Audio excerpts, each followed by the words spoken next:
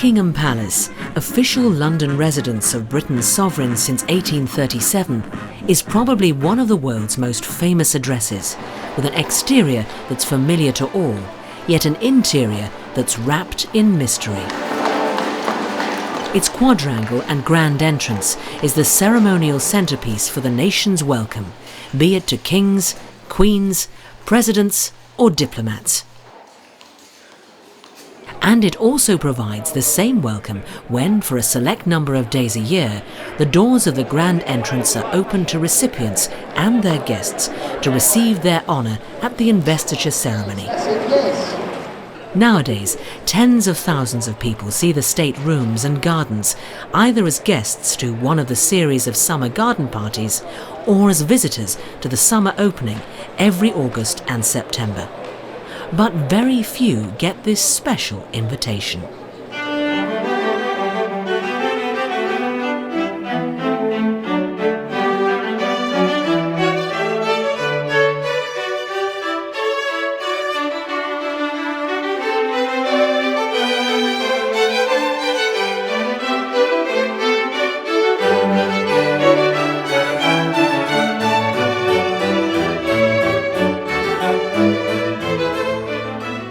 A short walk from Buckingham Palace across Green Park at St James's Palace is the central chancery of the Orders of Knighthood. It's part of the Lord Chamberlain's office and is responsible for governing the Orders of Chivalry and maintaining the records of all appointments, promotions and deaths within the order. They also take the lead in organising investitures and the sending out of invitations, together with warrants signed by the Queen. How many have we got then for tomorrow, Rachel? We were 95 people coming today, but I'm afraid we've lost one. Mr Mason has gone into hospital, and so we're down to 94. 94. And how many guests now, do you think? 279 guests. 279. One gentleman is apparently slightly deaf, but I think he wears a hearing aid. He's got a hearing aid, and there's no need for a sign language interpreter, is there? No, not this time. No. Well, I think that's it. I think we've covered all the points now. Yes. Thank you very much. Right. Following the compilation of the New Year and the Queen's birthday honours lists, the details of the awards are first checked against records held by the Central Chancery before being sent for publication in the London Gazette.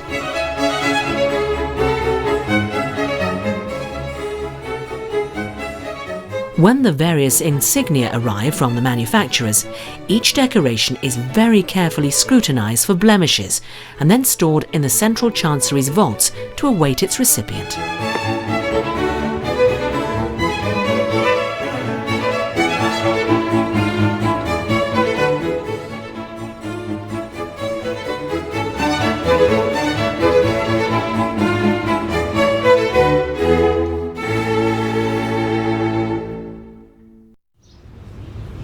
At 8 o'clock in the morning, London is already alive to another working day, and for the select 100 men and women who are anxiously making their way to the capital, it's the culmination of many weeks of preparation.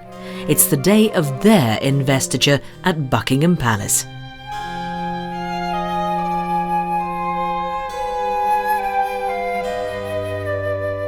Preparations at the palace are well underway. Everything in the state rooms, including the ballroom, scene of many state and official occasions, and where today's investiture will take place, are given detailed and careful attention.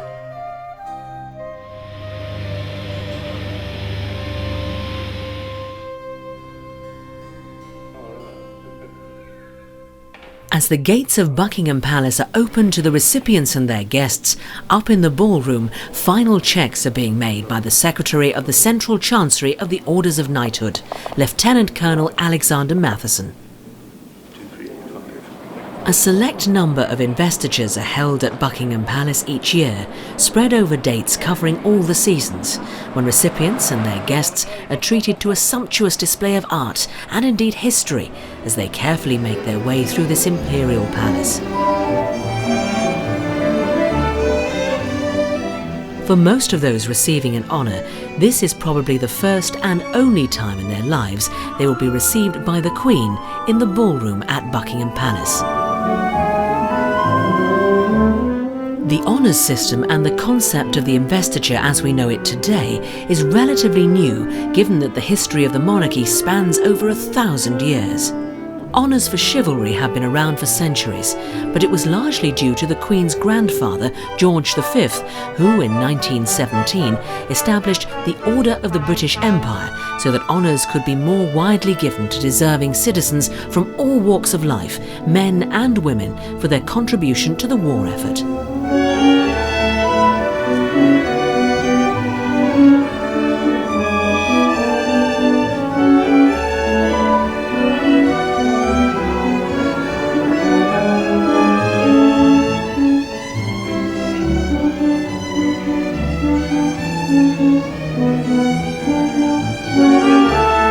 With the ending of the First World War and the armistice in 1918, the King extended the range of recipients to include those from the world of science, the arts and literature, as well as the voluntary and charitable sectors.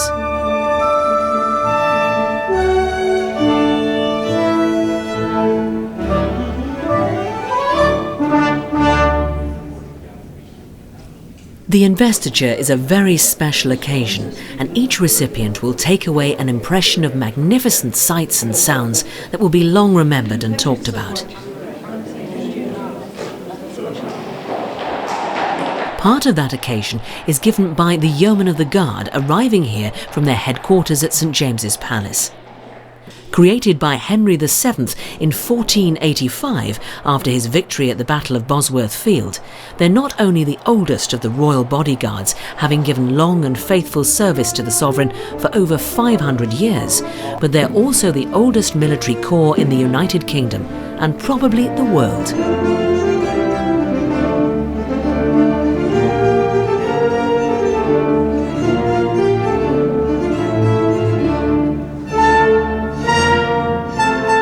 There is no doubt that investitures are stage-managed with military precision. Each recipient must be in the right place at the right time, be briefed as to what to expect when reaching the dais and what to do once the honour has been presented. The timing is well rehearsed and must be accurate for it all to begin at 11 o'clock. The Green Drawing Room, the first of the state rooms at the top of the grand staircase, is richly furnished and includes chairs made in the 1820s for Windsor Castle.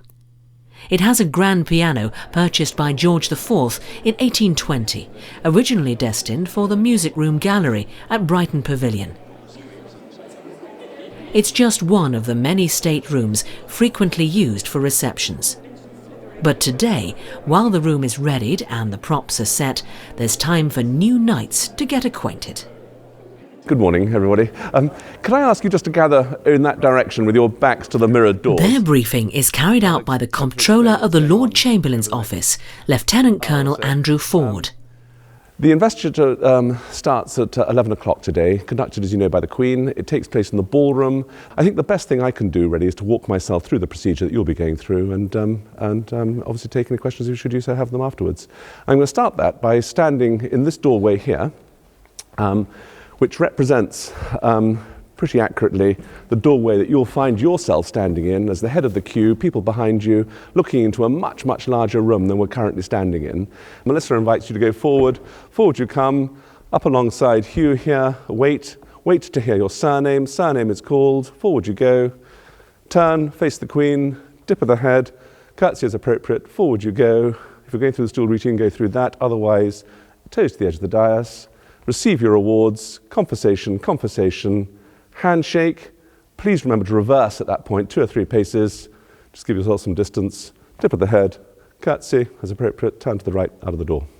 Now for 2 of you, you're going to go through this stool routine, and that is Sir William and Sir Simon. For you 2 gentlemen, come forward after your bow and simply put your foot against the edge of the stool in such a manner as to go into a resting motion on your right knee like this, holding the handle in your right hand. The Queen will place the sword on your right shoulder first, then your left shoulder. There are no words said. There's no arise, Sir Hero, or anything like that, all right? So it's just touch, and up you get. Moving to the left of the stool, the point that your toes are up against the edge of the dais, and exactly the same routine thereafter with the neck decoration being placed across your shoulders.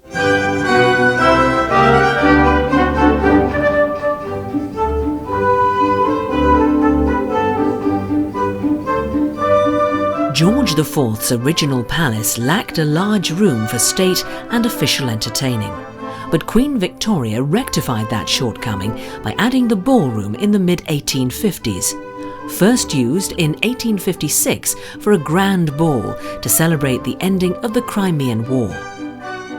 These days, it's one of the rooms used for the annual diplomatic reception, attended by 1,500 guests, ambassadors, diplomats and their wives, accredited to the Court of St. James. It's also the setting for state banquets, concerts and performances of the arts. Way back in 1856, it had the distinction of being the largest room in London, but today it's just the largest room in Buckingham Palace. At 122 feet long, 60 feet wide and 45 feet high, the ballroom could, with clever stacking, accommodate 56 double-decker London buses.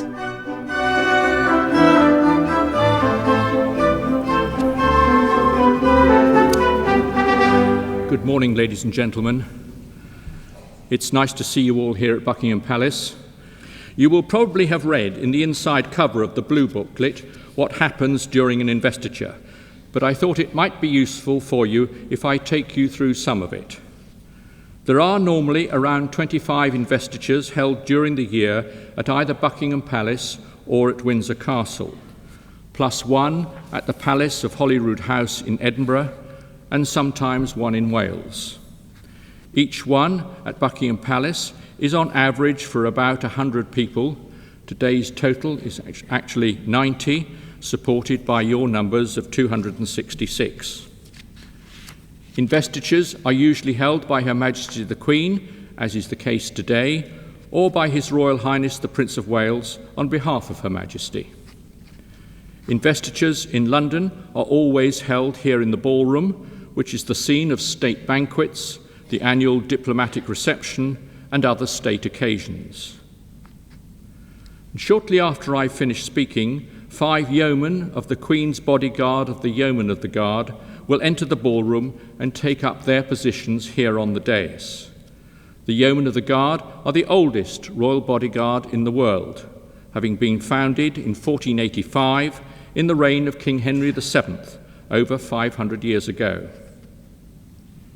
Then, just after 11 o'clock, the Queen and her party will enter the ballroom by the door on my left, escorted by 2 Gurkha orderly officers, a custom instituted by Queen Victoria in 1876. Please stand when Her Majesty's party enters the ballroom. The Salon Orchestra of the Band of the Royal Artillery, under the direction of Major Neil Morgan, will play the national anthem, and I would ask that you remain standing until Her Majesty bids you be seated. The investiture then begins. The Earl Peel, who is the Lord Chamberlain, announces the name of each recipient, who will enter through the door on my right, and after they have been invested, all recipients leave through the door on my left, and they then re-enter at the back of the ballroom to be given a seat for the remainder of the investiture. Thank you for your attention. The investiture normally takes about an hour, and I sincerely hope you enjoy the ceremony.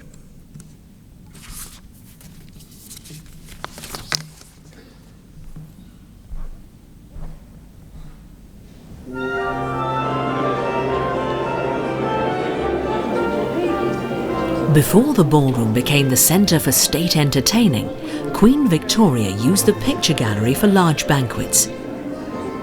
It's 155 feet long, the length of 2 tennis courts, and was designed by John Nash, as were many of the state rooms, for George IV to display his outstanding collection of Dutch and Flemish pictures, many of which still hang here. When completed by Nash in the late 1820s, it lacked good light and therefore was not a great success as a gallery built to display fine works of art. And it wasn't until 1914, under Queen Mary's guidance, that it was remodelled to include natural daylight and top lighting, which is how we see it today. There are pictures here that were collected by Charles I, Frederick, Prince of Wales, eldest son of George II, by George III, George IV, and Queen Victoria. Ladies and gentlemen, Ladies and gentlemen, good morning. Could I ask you to come forward, please? Lieutenant Colonel Andrew Ford calms any apprehension and nerves with good humour and advice. Anyway, good morning, ladies and gentlemen. I'd just like to say, really, that the investiture will start at 11 o'clock this morning, so in the next 20 minutes or so. It takes place in the ballroom. Where's the ballroom? Halfway between here and Victoria Station and behind me, I guess. And we'll get you there in groups, in the right order. We'll get you to a point as you from here, which is the picture gallery, of course, through the East Gallery. We'll go through the back of the ballroom. We'll get you into an annex that runs alongside that room. And get you to a point where you re-enter that room to receive your awards, as I say, from the Queen. You do not have to worry about any of that at all. As I say, we'll get you there in the right order. No initiative whatsoever until and I'll mention it a little bit later on as to when a bit of free thinking is required. I'm going to start, really, the best way I think I can describe this procedure that you'll be going through is to walk myself through it, and we'll take some questions if you have them afterwards. And I'm going to start that by standing in that doorway, which will exactly replicate the doorway you will find yourself standing in at the head of a queue looking into the ballroom. And if I can just set the scene here, seated on your right as you look into the room will be 250 or 260 or so of your guests seated looking in the direction that I'm pointing to at the moment. High right above them will be an orchestra playing music, and roughly where the bulk of you are standing here will be a platform, a little low dais, I should say, 20 feet broad, 6 inches high, centred upon which will be the Queen, members of her household around her. Central amongst them will be the Lord Chamberlain, the Alpeel, who will be making announcements over a public address system as to who you are, why you're here, and what award you're about to receive. Now, 3 people will be more directly associated with you at this point as you look into this room. Directly on your left in this doorway will be a member of my staff called Melissa Morris, whose job it is to tick your name off to make sure for the last time the right person is indeed going forward to receive the right award. Ahead of you, and a greater distance than he's currently standing at the moment, Group Captain Hugh Rolfe, gentleman usher to the Queen, who will be standing exactly in that position with his back to the monarch, looking at the audience, and you're heading for him. Beyond him is Commodore John Hance, also gentleman usher to the Queen, who will be marking your exit route, which in this particular case is marked by those doors that I'm pointing to at the moment. Melissa will invite you to go forward at the right moment. Forward you go, a greater distance, as I say, than you're travelling now. Come up alongside Hugh here, nice and close to him, exactly in this manner, your shoulder against his chest. And you're to wait here, please. You're waiting to hear your surname to be called over the public address system. There'll be words about you beforehand, there'll be words about you afterwards, but it's your surname that's the trigger for you to move forward. If you miss that for whatever reason, you're going to get a sharp prod, I can assure you, from Hugh. And forward you go. 3 or 4 paces that it takes to centre yourself upon the Queen. Turn and face her, please. She being about 10 feet in front of you at this point. For the gentleman here, please, a neck bow, like so. Nothing extravagant from the waist or anything, just a neck bow. And the ladies, please, a little curtsy. And forward you go. Forward you go to the point that your toes are up against the edge of the dais upon which she is standing. Do not climb onto the dais, please. When you get here, the Queen will place I know she will got hooks now up on your lapels. In the case of the gentleman, we'll be placing a medal. In the case of the ladies, a brooch will be placed on those hooks. And during the course of that giving, there'll be a conversation, a 2-way conversation between yourself and the Queen. It comes to an end when she offers you her hand.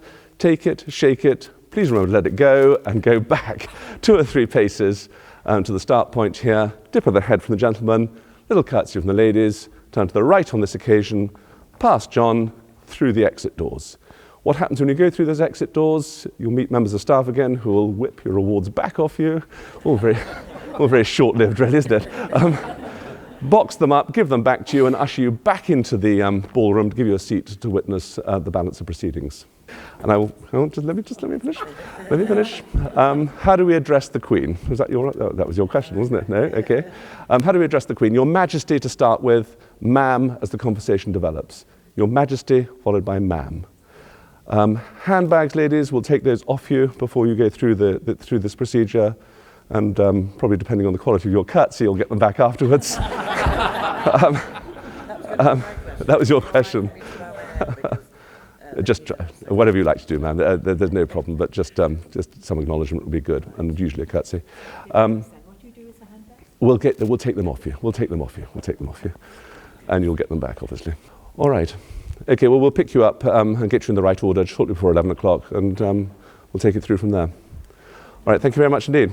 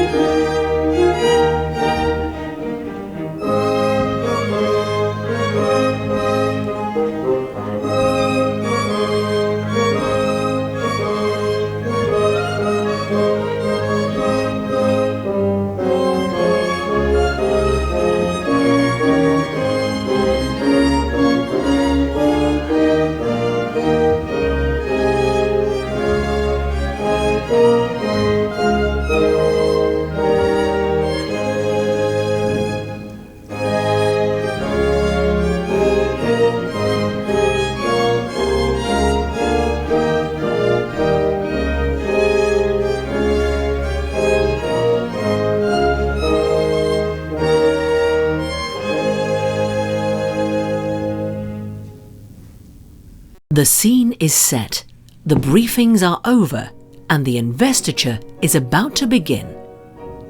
It's 11 o'clock.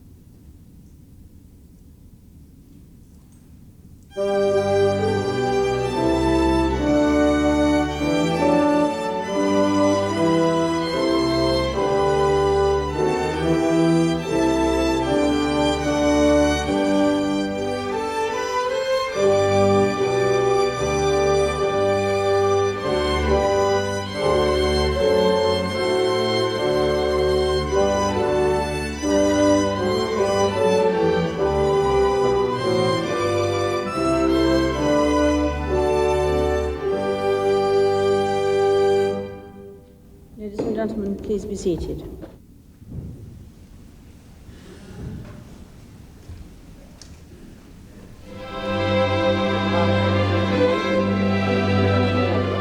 On view throughout the palace is a treasure trove of art that establishes the royal collection as one of the major collections in the world today.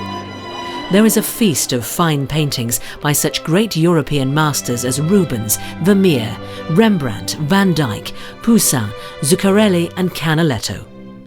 There can be few waiting rooms in the world which offer their visitors such a wonderful display of original art as these staterooms give today's recipients and their guests.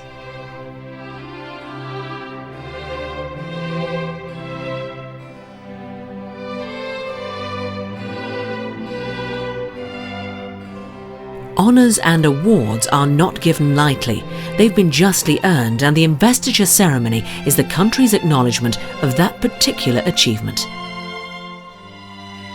Many countries in the world today have honours and awards of one sort or another, but nowhere is the bestowing of titles and decorations performed in such splendid surroundings and with such grace, style and ceremony.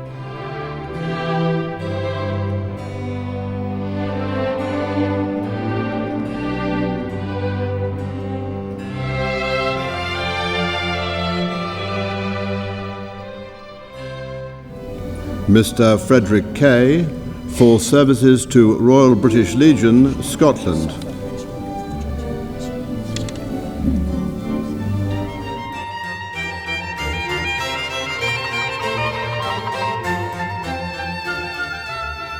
Investitures are traditional, and I'm always absolutely fascinated by the people who come. And, all the things that they've done, and they all have different reactions. They all can tell you something different. And if you ask the right questions, or if you know a little bit about what happens there, it is always different.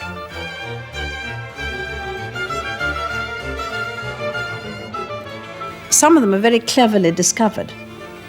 I think that's very important, that the system does discover people who do unsung things, that perhaps the local people know about, but nobody else does. And I think that's very satisfactory. One mustn't have a long conversation, obviously, because you'd never finish. The question you ask is what is you hope that you're going to get the answer that you want. Some say that this is for the people I work with. It's a representation rather than for themselves, which is also nice. This is also meant to be a pat on the back. And I think people need pats on the back sometimes. It's a very dingy world otherwise.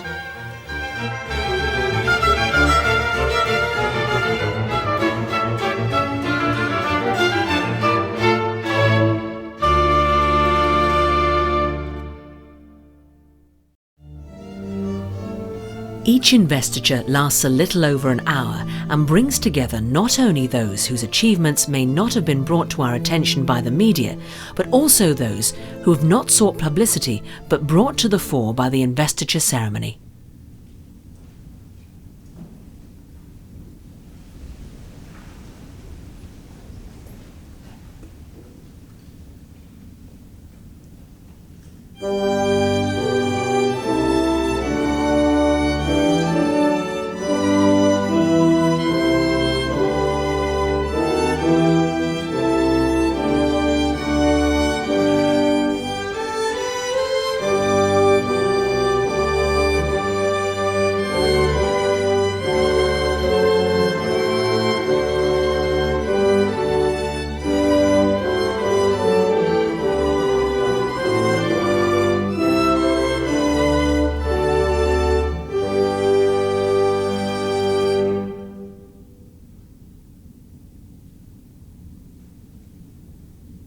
As today's investiture comes to an end, there can be little doubt that the day will have given lasting pride and pleasure to all.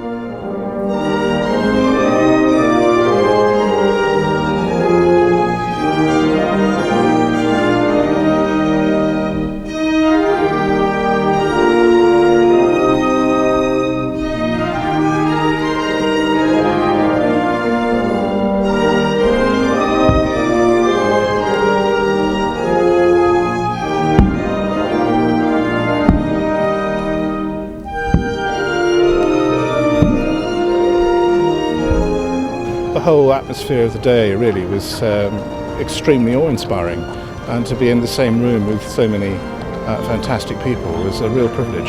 I think the scary magical moment is when you stand at the entrance to the ballroom and you're on next and you suddenly realise, oh, this is serious.